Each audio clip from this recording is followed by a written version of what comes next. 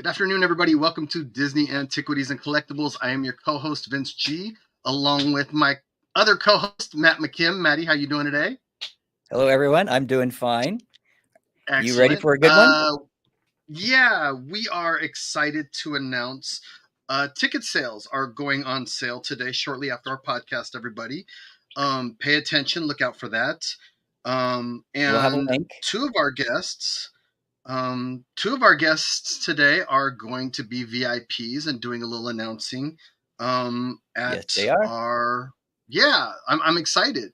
Very excited. So without further ado, the voices of our childhood for most of us, Bill and Camille. Welcome. Hello. How are you two doing? Hello.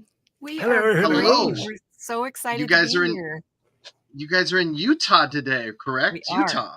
Yeah. Okay. Yeah, we've been commuting. I've been commuting for 27 years Wow. between Utah and Southern California.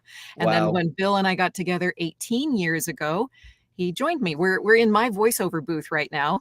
And so we have his studios right next door. And so we're able to work no matter where we are, which is really great. Always a good time. Yes. Always a good time. You know, do you guys, because you guys are always traveling, do you ever wake up and go, okay, we're definitely in Utah today, right? Do you guys ask each other that question at times? Sometimes.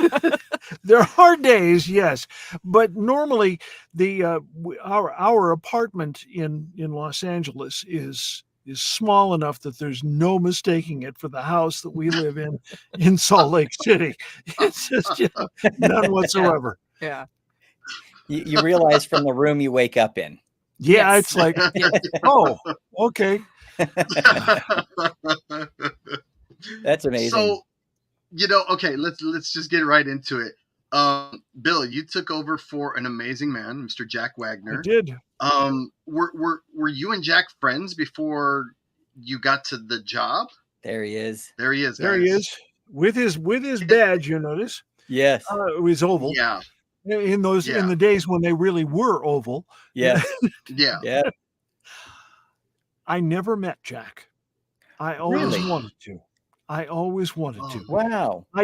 I moved to Southern California in 1986 Okay. to the lovely town of Garden Grove, which those of you who know Southern California well know that when the wind blows from the east, you can hear the Mark Twain, you can hear all four of the steam engines on the railroad, and you can hear the shots from the Jungle Cruise. Yeah. Thank you.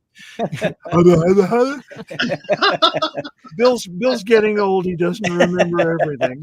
He tries, but in those days, I was putting together a company that created radio ads for folks all over the nation, and I had some spare time because I hadn't created that many jobs for myself at that time. So I used to get on my bicycle and I would ride over to the Esplanade, and in those days, the parking lot, and I'd listen to Jack's ticket spiels. Oh, yeah. Jack was one of those people. There were only two people that I'd always afraid to work against. Jack and his counterpart at Home Savings, because Jack was the voice of Great Western Savings. His counterpart at Home Savings, one George Fenneman. Mr. Fenneman was Groucho Marx's announcer during the You Bet Your Life days. Haven't heard that name in a long time. Yeah. Yeah. And so I would go over and I would listen. And I finally, after years of careful listening, I think I totally understood where Jack was. And that was, he wanted to be part ringmaster, part authoritarian, and part grandfather in equal measure. Yes. Those are the things that made him so incredibly effective. Yeah. And, Ozzy heard about yourself it too. Well, because thank you figured it out. I tried desperately to come up with all of that. And Jack was such an incredible role model. He set the bar so high that I don't know of anybody who's been able to reach it. Yeah. since. Interesting. I've tried, and I feel fairly confident that I've done a pretty good job of it. But I gotta absolutely. Yeah. Thank you. Well, Yeah. well, the voice is like a fingerprint, so it's Yeah. all different. You can't duplicate Jack. No, You know? and I No. wouldn't want to. But Right. No. But I it's your desperately fingerprint. wanted to be that attitude, and Yeah. that's You where got it it. all came from. Yeah, You got it. Yeah. Mhm. thank you. And I was Absolutely. not Camille, fishing for a compliment either. Well, you got one anyways. and Camille, your journey kind of took a little bit of a different tour from Idaho, correct? You were originally Yes. from Idaho. Yeah, born and raised in Idaho, and still have family there, so we get to go back every once in a while. Well, we left when I was 8, and Okay. then my dad became a professor at Penn State for a few years, Oh. and so I got to live in State College, Pennsylvania, one of the greatest little towns ever, Huh. and a very, Okay. very They got cool some football experience. team there. I had no idea. Yeah, exactly. Nittany Uh, Lions, I think they're called. Yeah, I think Yeah, that's well that done. rings a Well bell. Yeah, it done. does. That's Woo. right. We are Penn State. And so you were at Southern Idaho, and you actually wanted to be a singer. Is that correct? I did. I sang in all through school, junior high, high school. I thought I wanted to be a singer for my career. I started my first year of school at a little 2-year school. I went back to Idaho for first year of college.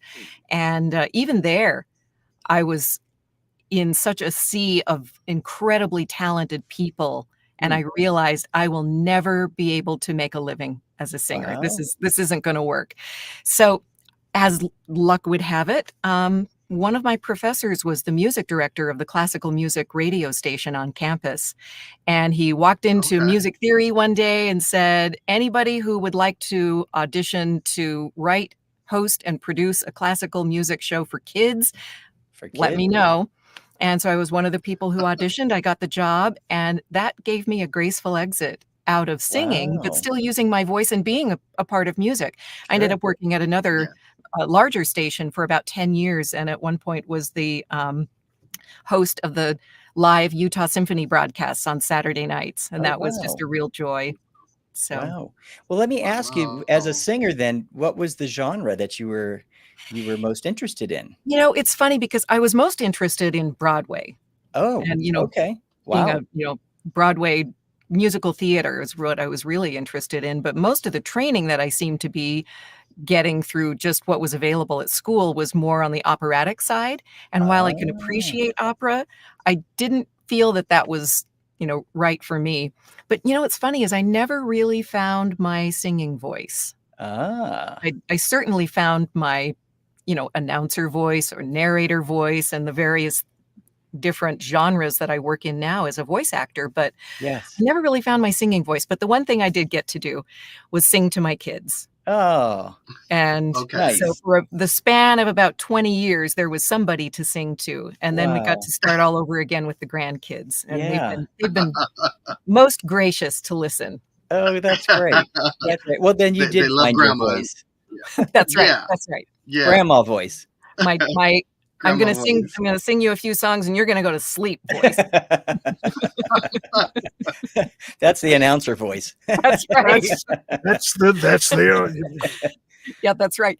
Now that you bring that up, it's funny because people have commented in the last couple of years as they've seen various posts online about the two of us. I wonder what it's like to get a lecture from them. I wonder what it's like for their kids when they get in trouble. Oh. hanging loose. Well, your pauses are perfected, to get the point across, right? Yeah. Yeah. Just scold me, get it over with. Yeah. Whatever So, you do, okay, so not one of those hour-long lectures, please. I'll be good. Oh, that's funny. so I'm gonna bring up something, and I can bring you two together because of this one thing that you bought. You bought an ISDN box, and that brought you two together, didn't it? It did. It did. For those who may not know what an ISDN box, it's a talk about, antiquities. It's now, something that can be used as a boat anchor. Nobody uses that technology anymore. And you could use that on the USS Enterprise. It's that, That's right. that, That's right. It was a box that could, provide a broadcast quality signal from one studio yeah. to another. And so, it was kind of unusual in those days for an individual voice actor to have one of their own. Later, it became a little more acceptable, but yeah, a client of mine was looking for a place to book me for a recording session in Orange County, and I didn't have my own studio at that time. So the client said, "No worries, we'll find one." They found Bill. And so in the year 2000, I walked into his studio for this recording session, and I kept that client for 19 years with no contract. It was just they would call every week. And so I was recording in his, and then about 6 years later, we started dating. Yeah. The interesting part of it is I always go back to the economics of things. And one of the things, the reason that the ISDN box was not in great use and would have never been, was in 1995 dollars, it was still $5,000. Wow. So you didn't go out and buy one off the shelf. You had to order it, and the postman had to bring it from Battle Creek or something like that. I don't remember, but and it was heavy, very heavy. Yes, and it really was a boat anchor. The thing was huge, and you had to have a rack mounting for it and the whole 9 yards, and it was noisy, so you couldn't have it in the studio, and the beat goes on, you know what I mean? Wow. It was, in those days, the idea of a home studio really was not all that effective, simply because the equipment was so darn expensive. Wow. So you'd be having to have a fair amount of work coming in to pay for it, really. Very definitely. So if you're trying to get started and pay the bills, that's a lot to ask. Yeah, for sure. Yeah. The nice thing is, for anybody out there who is interested in voiceover, and we're always happy to answer questions. You can find us online. But now what's replaced that, excuse me, you wouldn't know I speak for a living, is a program called Source Connect, which for a $35 a month software subscription is all it takes. And you can talk to the world. Wow. Anybody else with a software with that software subscription is like, they are connected, and it's getting to the point where it's so good it's almost foolproof. Wow. And in this business, it's got to be foolproof. Well, it's very competitive. I mean, it's everybody thinks that it's a simple thing to do, and I'm going to take a 4-day course, and I'm going to make tons of money and be so popular, and everyone wants me. Totally. Yeah. And the world will worship me. Sure. I mean, exactly. There are always those stories, of the person who, on their first job was discovered. Like our friend Brett Iwan, the voice of Mickey Mouse now. Was not a voice actor, went to school to be an illustrator, and was working as an illustrator for Hallmark cards, got the chance to audition. A friend of his from college knew that he could do the Mickey voice. Just, they'd always just done it for fun, and was a huge fan of Mickey. I'm sure you guys, already know that. But he goes through 4 rounds of auditions to be the understudy for Wayne Allwine, and Wayne passed away before Brett could even work with him. Now all of a sudden, this guy who's never done a voiceover is the voice of the most famous character in the world. So yes, it can happen. It can happen. Yeah, absolutely. But that's very rare. We worship him. Yes, we love what a wonderful man. Both of them were just very so special, special. Yeah. And Taylor, I'm glad you bring them up, because actually, it's just amazing how they met and got married too. And it's how often does that really happen? Absolutely. It's funny, when we got together, Bill brought me to Disney, and I brought him to PBS, because that's what took me to Southern California in the first place. And so, That's sweet. Yeah. For your donation of just $12 a month. Yeah, that's right. Okay, so Bill, I've heard this story told a couple of times. The first time you saw her, you just were gaga, head over heels in love. What took you 6 years? Well, I wouldn't say it was head over heels in love. I was. We had a connection. We were both. I was newly divorced. I was raising my kids. I wasn't divorced yet. Okay. Yeah. No, it's all good. No, it was all very, very good. So good. So you guys get married Christmas Eve. Yes. Why Christmas Eve? Because it was such a great story to tell everybody else. Let me set this up for you. Please. The first vacation that we took together was a camping trip to the island of Kauai. Oh. Yeah. Nice place to go camping. Yeah. Here's the best part. The cheap son of a gun in me realizes that if you're going to camp at any of the 8 different campsites on the island of Kauai, the cost is $3 per head per night. But that's not why we did it. I mean, no, but that was just a happy accident. It's like, and it's affordable. And it's affordable. Yeah. No, he'd always wanted to camp. Yeah, so we. So what happened was I knew of a beach that was just absolutely amazing on the north shore of the island of Kauai, and we pitched our tent and took out our air mattress and our down-filled comforter. Oh, and sissy camping. Sissy camping. Oh, this is glamping to that. Yeah, exactly. The campsite had charcoal grills and the whole 9 yards, flush toilets and cold showers, but it was Hawaii. Okay. Yeah. The interesting part of it is that we were walking down the road that led to the end of the northern part of the island, and we walked past this grouping of 4 huge camp rental houses. Yeah, they were in a horseshoe shape, and I looked at her and I thought, got to do this, Bill. And I said, I think what we ought to do, and I hope you'll agree with me, is we ought to tell all of our children and all of our siblings that this year, this coming Christmas, they ought to go to their other folks, their in-laws,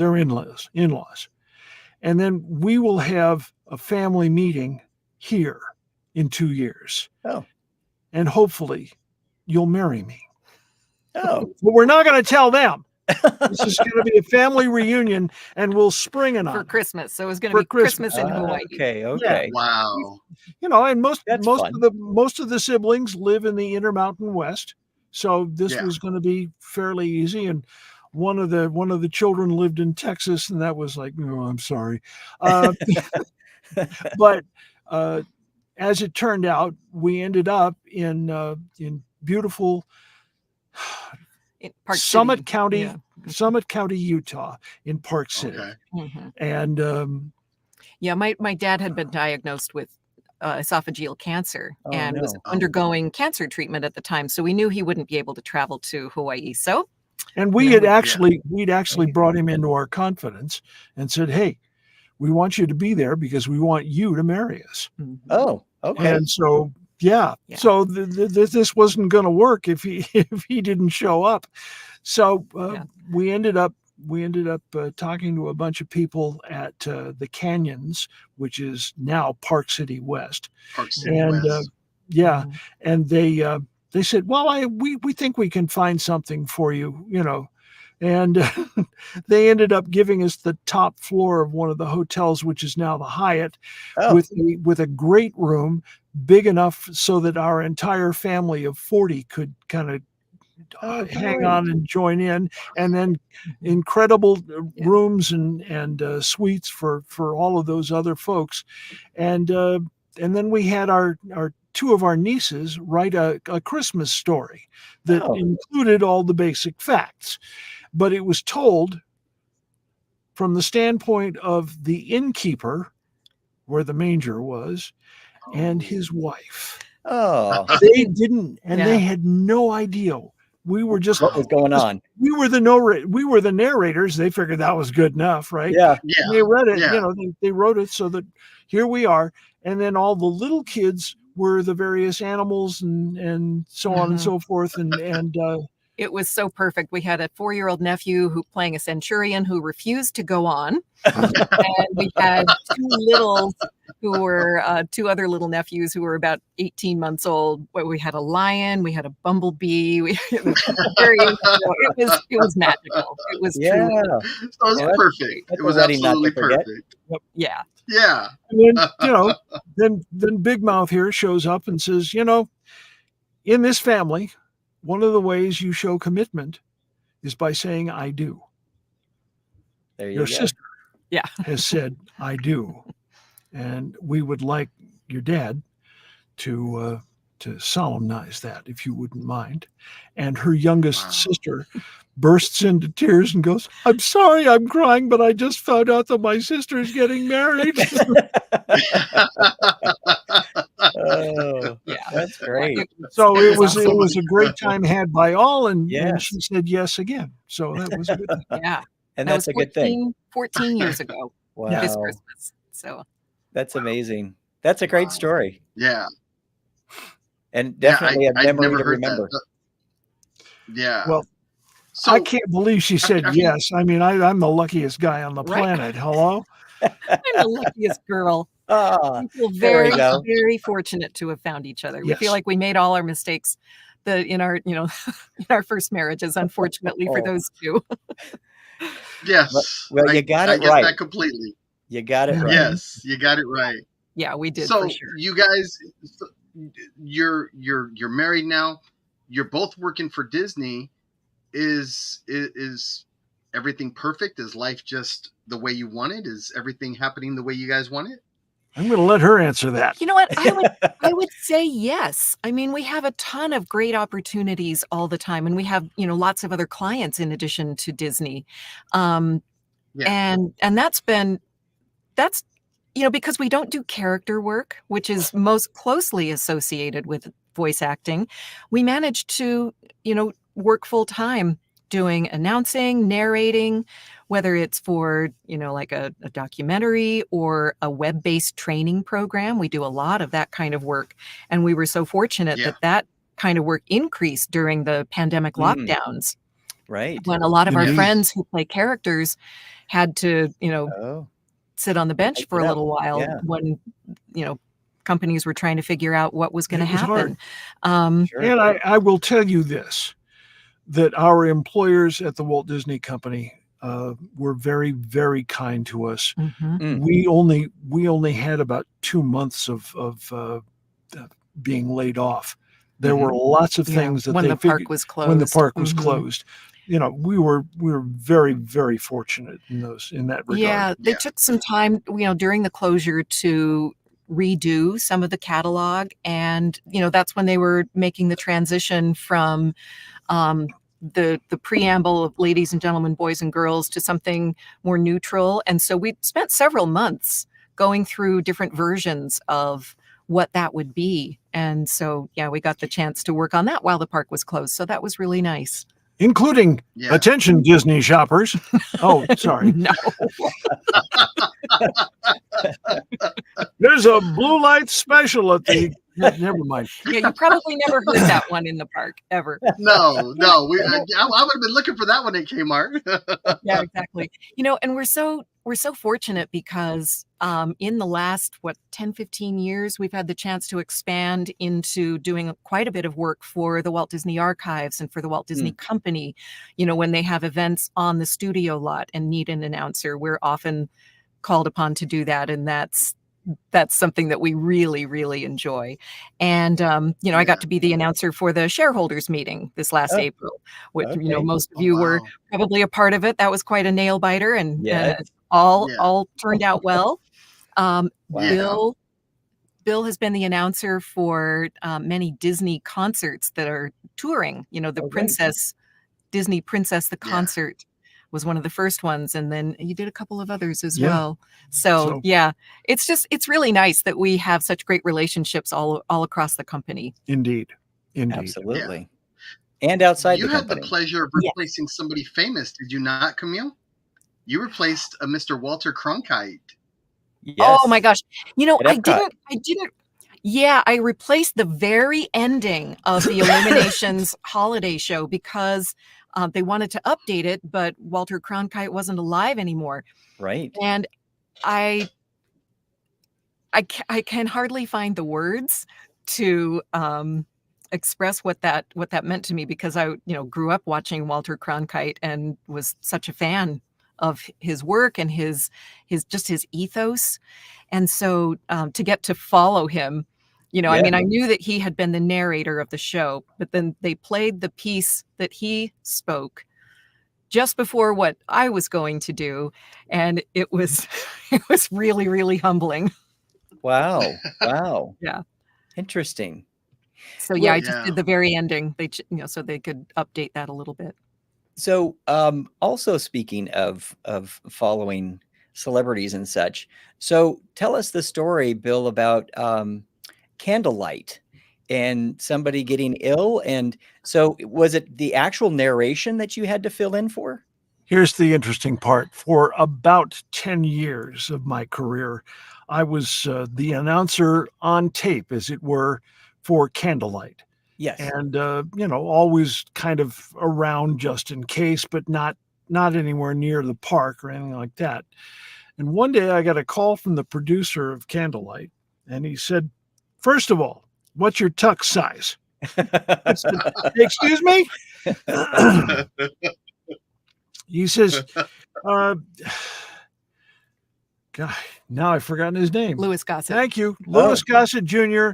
has got the flu, and we tried to get him out of his thing so he could do this, but that ain't happening. So guess what? We haven't found anybody else that looks like you're going to be the narrator at Candlelight. And what year was this? This was 1990. 90 something in the 90s. It was in the 90s. Yeah. But that's okay. Yeah. In the 90s. Yeah, it was sometime in the 90s. And the fun part of this was that he was, well, you got to be here for the 2:00 run through, because they all assembled in the parade building and backstage, and they'd run through it with the orchestra and the choir and the whole 9 yards. And I said, small problem here. And I said, "Excuse me." Yes. At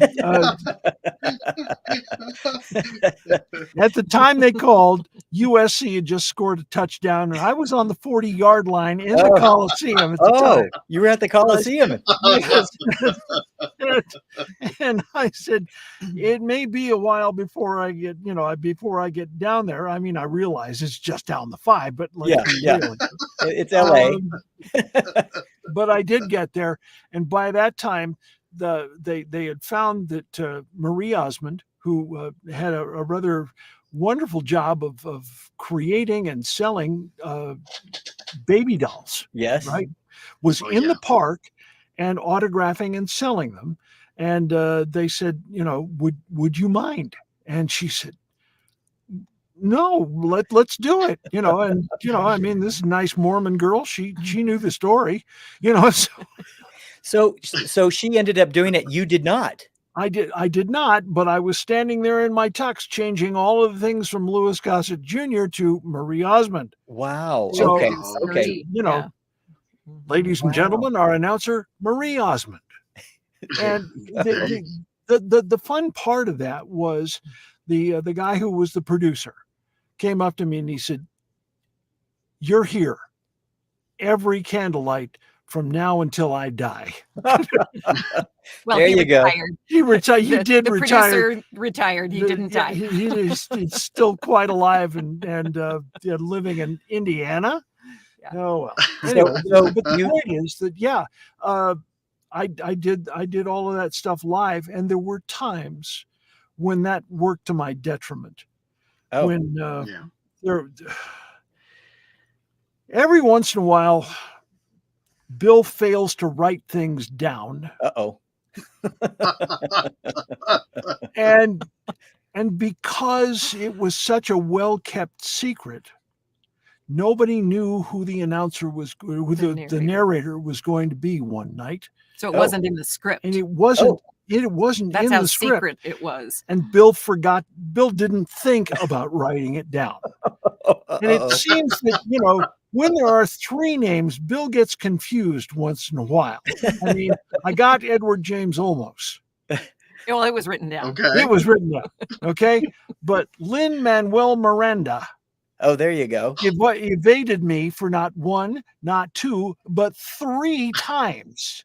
And on the third, 3 out of 4. And I said the last time, the last time I messed it up, and I said, Lynn, I'm sorry. I promise I'll get it right tomorrow night. Okay. Which got a huge laugh out of him. And I ended up right with there in Town Square. Right there in Town Square. Oh, that's and funny. Well, sorry. Yeah. Go ahead. Well, I'm sorry. There's a lovely conclusion to that story, and it says so much about Lin-Manuel Miranda. Bill felt so awful and was talking to a friend who had a son who's a cast member. That, it's kind of irrelevant, but it comes into the story in a minute. Just talking to a friend afterward and saying, I can't believe what I did. This was just so awful.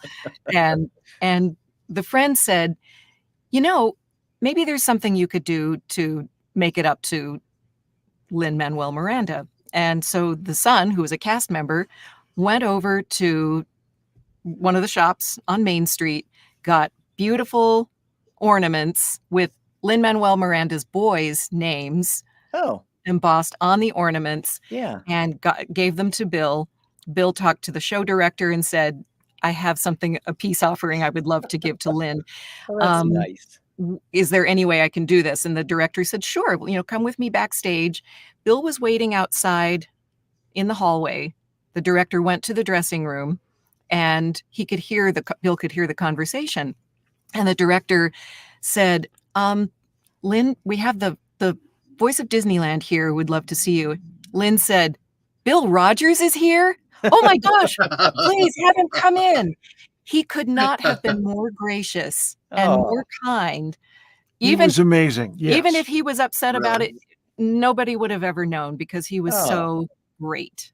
Oh, that's wonderful. Wow. Yeah. I was looking, I have pictures someplace. The reason I'm looking down here is I'm looking for the pictures of the ornaments, and they are not to be found. Not to be found. I have an iPhone full of pictures, and you all know what that's like. Yeah. So anyway.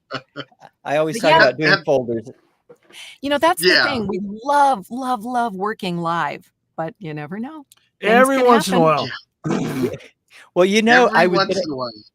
I was going to ask you two related questions. As what was the most frustrating line to get down right? And then what was the biggest tongue twister that you had to deal with? Boy, ladies first.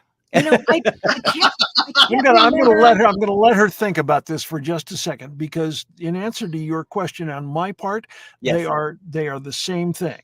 Okay. Right? Yeah. Two hits in one. It's anything. And did you see the balloons? That was very festive. That was very festive. But what wasn't festive was Bill trying to pronounce any Hawaiian name. We did stage performances from with bands and choruses and stage actors from Hawaii for years, and I have tried.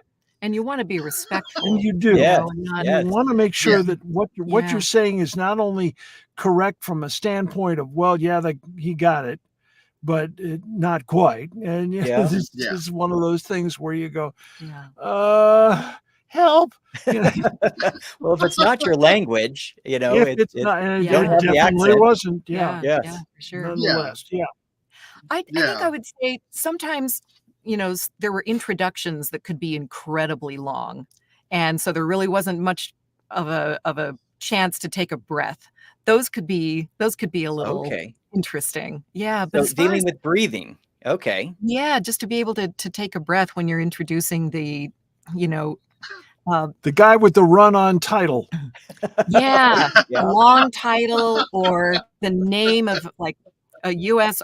U.S. Marine band from the blah, blah, blah unit and the such and such and the so-and-so from, and it just goes on wherever, forever. North Carolina. And and so then you just like, and, but you know what? Under the direction of. And I'm listening to myself saying these things, and I'm thinking, you know, as job hazards or trials go, we have it pretty good. Yeah, we do.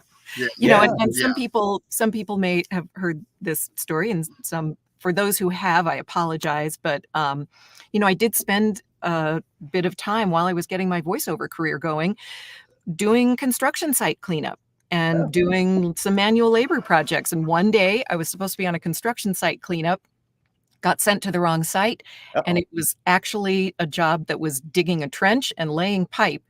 And the foreman just kind of looked at me and said, are you sure you want to be here?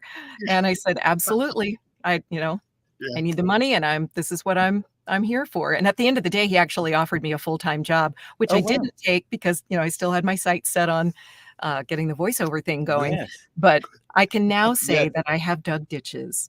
Wow. So, yeah. That's in your resume. That's on my resume. Exactly. In case the voiceover thing doesn't work out. You know, I have to tell you something. Go back to the ditch digging. That's right. That's talking about long titles and such. This just popped in my head and it was hilarious. So 1984, it's the Olympics. I'm working in the hat shop in Fantasyland, right? I'm writing on hats. That was what I was doing during college, part of my time, right? And so this gentleman comes in, and I don't know what part of Africa he was from. Very tall fellow, and I don't remember. He was part of the Olympic group. I don't know what he actually did, but he wanted his name on this cowboy hat, right? So it was a kid's cowboy hat, but it had to be at least 15 letters long. Oh, wow. And as you're writing, which freehand was not so easy, I had to write it out, but I had to stop a few times because, you know, it's not a common name. Yeah. Oh my gosh. Oh, that just popped in my head. I had to share that. Memory. That's so great. No, I love it. Have you guys ever done a live performance and just started laughing or gotten the giggles? Has that ever happened where, you know, you just couldn't contain it? Luckily, I don't think that's ever happened to us in a live setting, but it has in the studio a lot. Oh yeah. You know, I think the first I will relate. Go for it. One thing. For about 10 years, I was the voice of the upfronts for Buena Vista International Television. This is the arm that sells TV shows to other countries. And one year, I think of the TV show was called Oil. It was quite short-lived, but nonetheless, it had some star power to it. And the star was Don Johnson of Miami Vice fame. Yes. And he was backstage, as was I. And I was about to introduce someone, and he comes at me. I'm standing at the mic about to say something, and he comes. Like he's about to tickle Bill and make him laugh. Yeah. So he had to work pretty hard not to laugh in that case. Yeah. No wonder Melanie divorced him. Oh. Oh my God. Okay. Clean the filter. Clean your filter. Bill has a filter. It's just not cleaned very often. So, funny. You know, we'll kind of, you guys had a long, illustrious career, both of you at Disneyland. Yeah. What finally stopped it? Why are you guys no longer doing it? I get questions about this ever since we brought you guys, said you were coming on the podcast. What happened? Yeah. How come you guys still aren't doing it? Well, the simple fact is, you know, Disneyland decided to make a change. You know, they wanted a different sound, and you know, that's showbiz. It is. Welcome to the world of show business. This happens all the time. We see it happen every day on TV. You know, in movies, people are replaced. All of that. It's not unusual. Yeah. And for us, things just we got to be the older folks, and they wanted younger folks because they're obviously trying to talk to our grandchildren, you know. And we love the people who have replaced us. They are such dear people and incredibly talented. Yes. And they are so excited to now be part of that legacy that we know. You know, the baton was not ours to pass, but we have been really heartened by the fact that they get what it's all about, and they really are so happy to be there and carrying on that legacy. And so that makes us feel really great. Yeah, it so. does. Sure. And they are excellent craftsmen. Mm-hmm. Yeah. Okay. They're great at what they do, and they're really great people. Yeah, they are. So, yeah, they are. So and for selfish purposes, though, most of us were hoping you guys would be there till we were all old and gray, and I mean, when we what part of old and gray are we talking about here? That's right. That's right. Yeah. When we announced you two, when we announced you two, I had so many messages. Please, we want them to come back. So people were unsure of what happened. So that's why I wanted to try to clarify, because you two have been the soundtrack of everybody for the last 30, 40 years. I mean, it's just, that's who you are. It becomes a familiar voice that people relate to. And so when there is change, there is disruption.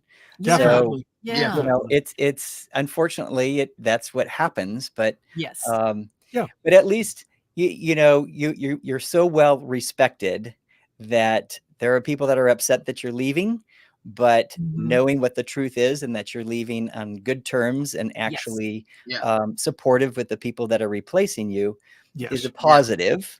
And that just is a great reflection on the two of you and who you two are as far as professional and well loved.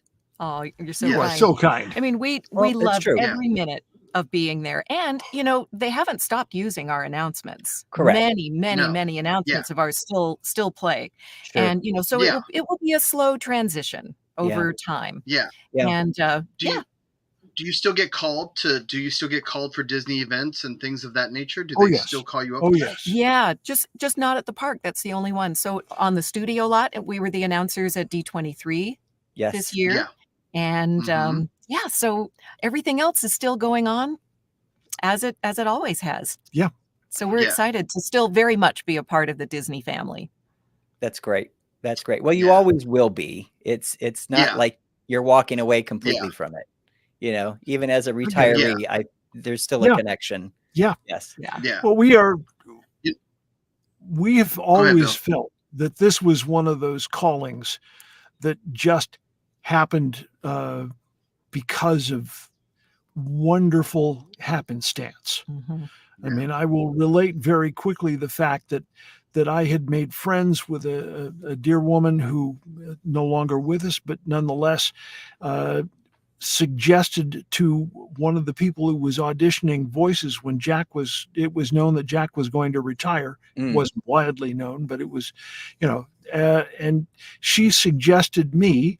And I showed up thinking that I was there to take a tour of this new installation that was almost fully digital, which was a really big deal. Big deal in 1991. Yeah, it was. Oh yeah.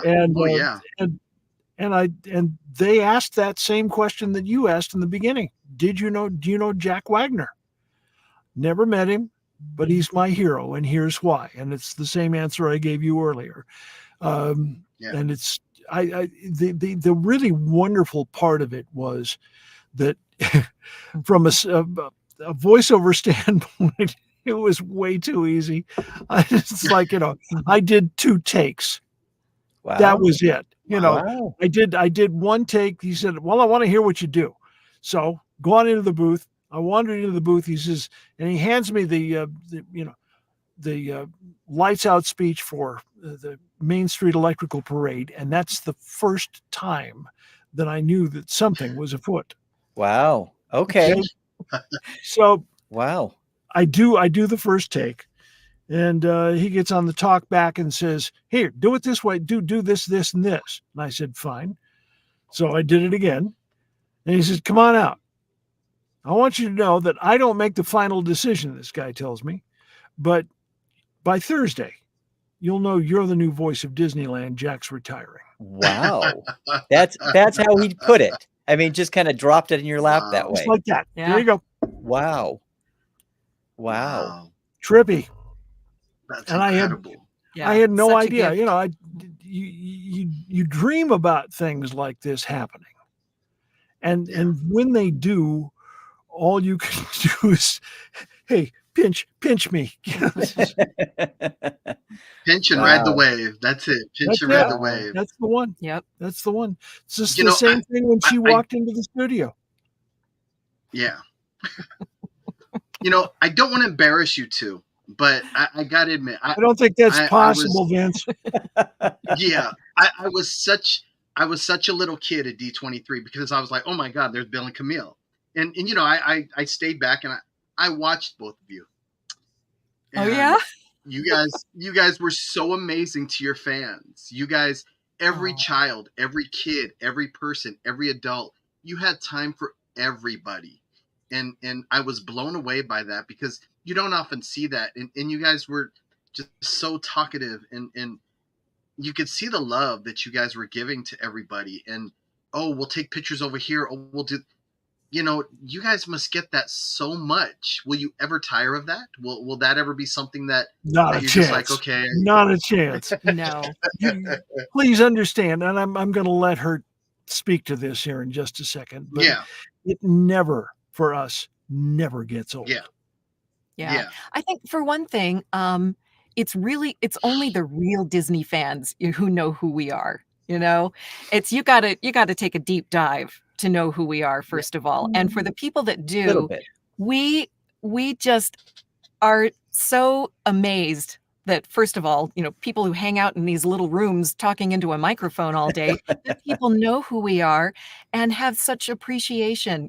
I think what we're doing is just reflecting back the love that we get from the fans. And I think this D23 was especially lovely, because of our Disneyland departure, that people were so kind and, it was so wonderful to see everyone and to just get those moments. Well, I actually noticed a little experience happening, and there was a young lady who special needs that you gave her so much time, and she couldn't have been more thrilled. Her smile didn't wipe off her face at all, and that was very sweet. That was very sweet to watch. Well, that to me was the best moment of D23. That really was. That was the best moment. That was. Yeah. Oh, you know what? She has been such a sweet and supportive fan for so many years, and we always look forward to seeing her at all of the events. And it's, that just really makes our day. Sure. So. Yeah. Sure. That was very tender. We're selfishly excited because you two are going to be at, the presentation we're having in November. Yeah. And, you guys have been so gracious and so giving of your time. Do you guys foresee just still doing the voices and traveling and everything as long as you can keep doing it? Is that something you guys want to continue doing? Here's something that we are doing specifically to make sure that the voices will continue for as long as humanly possible. And that is, we are writing a book called Walt's Voices. It is a history of voiceover at the Walt Disney Company. We expect it to come out shortly before the 100th anniversary of Steamboat Willie, and Mickey and Minnie's 100th birthday. Yeah, and Disney is our publisher. Disney has been kind enough to publish it. Yeah, and we're in the research phase right now, and through the very gracious efforts of the Walt Disney Archives and Brian Nefsky, the casting director at Walt Disney Imagineering, we're getting a lot of great information. Really? That's great. Yeah, that's been such a privilege. Well, there's so much. Have you guys found things? Have you guys found things that you didn't know that were interesting to you? By all means, yes. Are you allowed to talk about any of them? Are you allowed to Sure. I'll throw a teaser. I'll share one thing that was truly astounding to us that we thought was so cool. Lucille Laverne, who played the evil queen and the hag in Snow White, had originally been cast just as the queen. Walt wanted two different actresses to play the roles. He didn't want them to sound alike. And so we found, story meeting notes that indicated that they were having a hard time finding someone to play the hag that wasn't just this kind of stereotypical, caricatured. All the actresses they had brought in had done this, kind of probably the kind of laugh I would do if I were just trying to do the witch's cackle, And somebody said in one of the meetings that, we're bringing Lucille Laverne in to record some lines for the Queen tomorrow. Maybe we should give her a try. And Walt said, if you can make her sound different, then that's fine. Huh. The next day she came in, she took out her dentures. And that's how she got the sound of the witch. Wow. That is dedication. And I'm not sure if many actresses these days, if they were wearing dentures, would be willing to do that. Yeah. Wow. I know they were much more common back in the 1930s, but wow. Wow. To just throw vanity to the wind, go, you know what? I'm going to do exactly. that. It's all in service to my art. That's art who? Oh, sorry.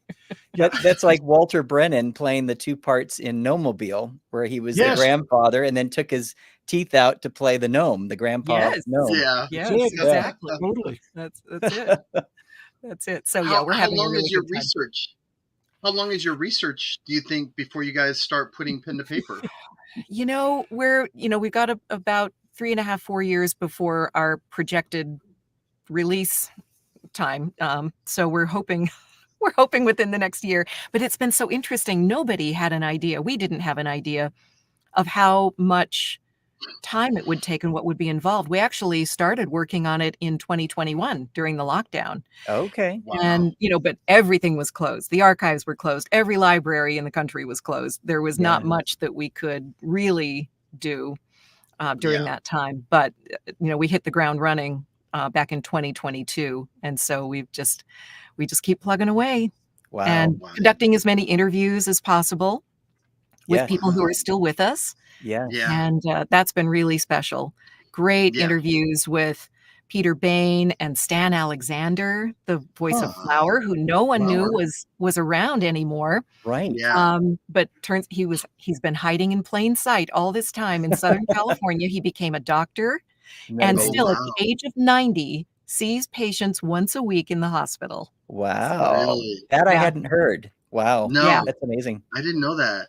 Wow. Yeah, isn't that cool? That's pretty interesting. In along those lines, Matt's dad was up for the voice of Pinocchio. That's what I understand. And I am going to keep an eye out for some information. If we ever run across any, audition dates or things like that, we'll definitely let you know. If you do, we would be thrilled to death. And it's one of those things, and I told Vince that I never thought about asking my dad, but were you ever walking the studio with Walt and it popped in your head? Did you ever say, Walt, I was here as a kid trying out for the voice of Pinocchio? Did you know that? I wondered if Walt ever knew that. Yeah. It would be so interesting. He also did a Ingersoll Mickey Mouse watch ad. It was a print ad as a cowboy actor at the time. So it was a print ad. Wow. How cool. Yeah. So he has so many great Disney connections. Well, and before you folks came on, we were talking, and Jack Wagner was a friend of my dad's and a fellow child actor. Yes. When my dad was a child actor, his buddy was also Jack Wagner. So that's so incredible. Actually, Jack Lindquist. Yes. Disneyland was also a child actor and friend of my dad's. He was in that group. Yeah. And of course, Dickie Jones, who got the role of Pinocchio, was also a good friend of my dad's. Oh, that's so cool. Years. Yeah. One more thing I want to ask before I know you guys are busy on a Sunday. Bill, how are you connected to the Beatles? There was a story told to me, and you bought a piece of equipment that may have been used by the Beatles. Is that true?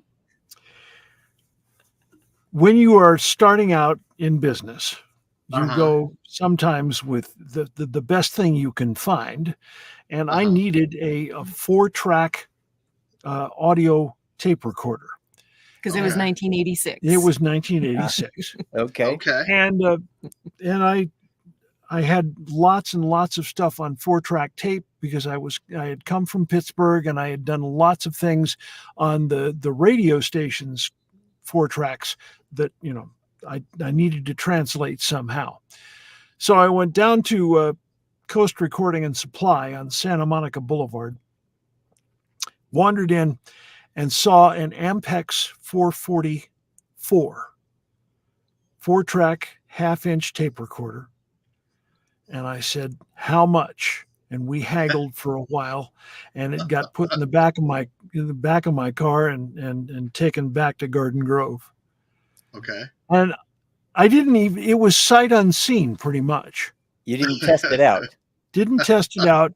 I was assured by the guy at Coast that it was a working piece of equipment. I said, fine. Yeah. I get it home and I start looking at it. And you know those little silver tags that they build with a code number on it? Yes. Well, there were those little silver tags were all over this thing on each one of the recording pieces, and all of them said Capitol Records. Oh, wow. So I started looking at this thing. This was no ordinary tape recorder. Most of them, you find that they're locked down to specific speeds and they only do certain things. This was just an amazing piece of equipment that allowed you to vary the speed any way you wanted to, and just. So I said, all right, I got to find out. So I started doing some research over at Capitol, and a guy says, Where did you see this? I said, it was over at Coast Recording and Supply. He goes, I don't understand why that's not in our archives. And I said, why? Archives? He said, well, as far as I know, that was the Beatles, when the Beatles sent over master tapes to be redone in the United States, the master tapes came and they were played on that machine. Wow. Especially the White Album. Wow. Wow. Okay. Very nice. Is that still in your possession? Please tell me that's still in your possession. I have a phrase that I use for my ex-wife. I call her the previous administration. Uh-oh. She was in possession of it. Uh-oh. It went away. Oh, no. Oh, well.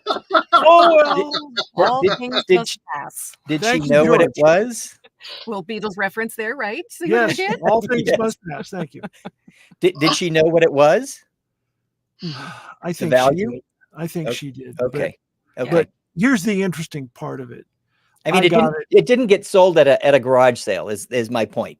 I don't think. I don't think so. Let's hope not. Let's hope. Yes. Not. Yeah. I mean, several other things. We can imagine a super happy story associated with that. Yeah. You know what? Hold on. Wait. Hold on. It's at the Smithsonian. That's what. There you go. That's where it is. Let's go with that. Let's go with that. Oh my!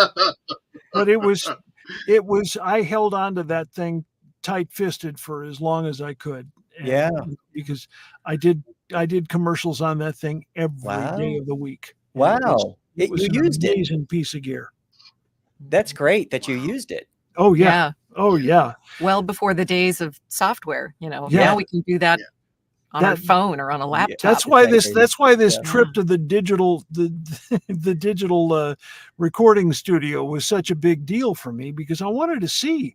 I wanted, wow. Where are we headed? Gearhead here. Yeah. Right. Yeah. Oh my God. Wow. That's an amazing story.